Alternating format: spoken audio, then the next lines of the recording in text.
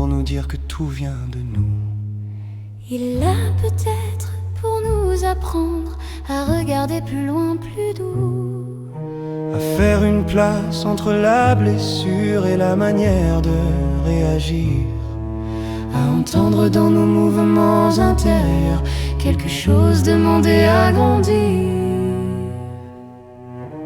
Nous avons souvent appris à juger avant de sentir. À répondre avant d'entendre ce qui commençait à s'ouvrir. Un mot nous heurte, un geste nous ferme et déjà le verdict surgit. Mais si l'on reste un peu plus près De ce qui tremble dans la nuit,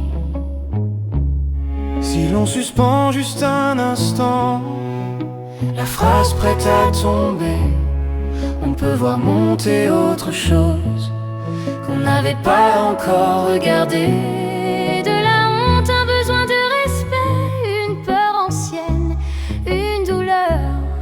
Et derrière la réaction visible, une vérité plus intérieure.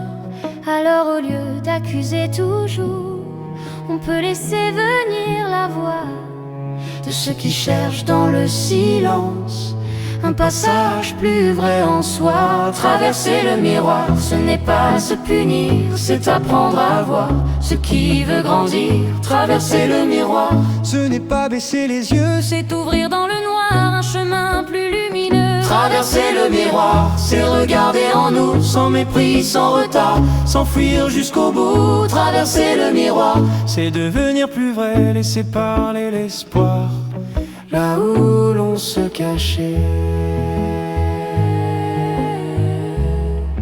là où l'on se cachait.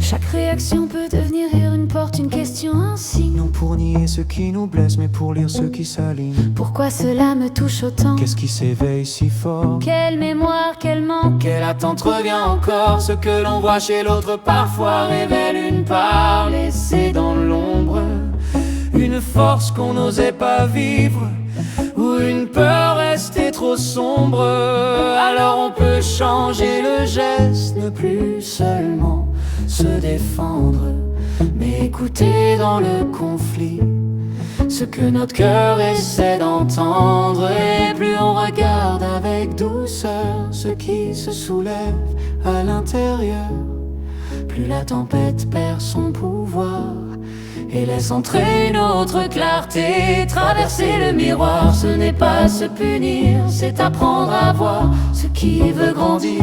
Traverser le miroir, Ce n'est pas baisser les yeux, c'est ouvrir dans le noir un chemin plus lumineux. traverser le miroir, c'est regarder en nous, sans mépris, sans retard, s'enfuir jusqu'au bout. Traverser le miroir, c'est devenir plus vrai, laisser parler l'espoir, là où l'on se cachait. Intégrer, ce n'est pas tout excuser, ni accepter ce qui détruit. C'est donner un nom plus juste à ceux qui vivaient sans bruit. Une colère peut dire une limite, une jalousie, un désir profond. Une peur peut montrer un passage qu'on n'osait pas prendre au fond.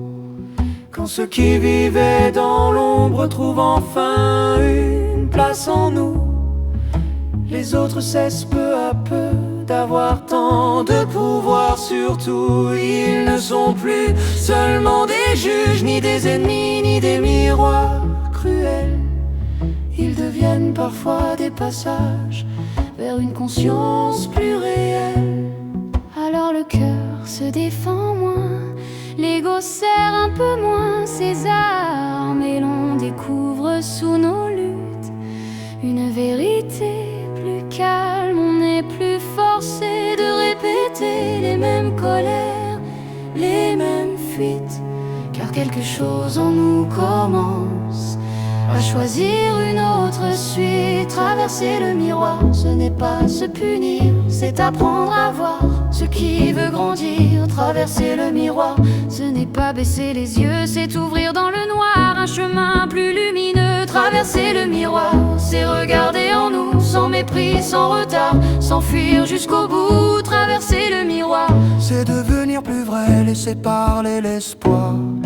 là où l'on se cachait. Traverser le miroir, c'est laisser peu à peu la lumière et le noir redevenir des lieux. Traverser le miroir, c'est apprendre à sentir que même dans le soir, quelque chose peut guérir.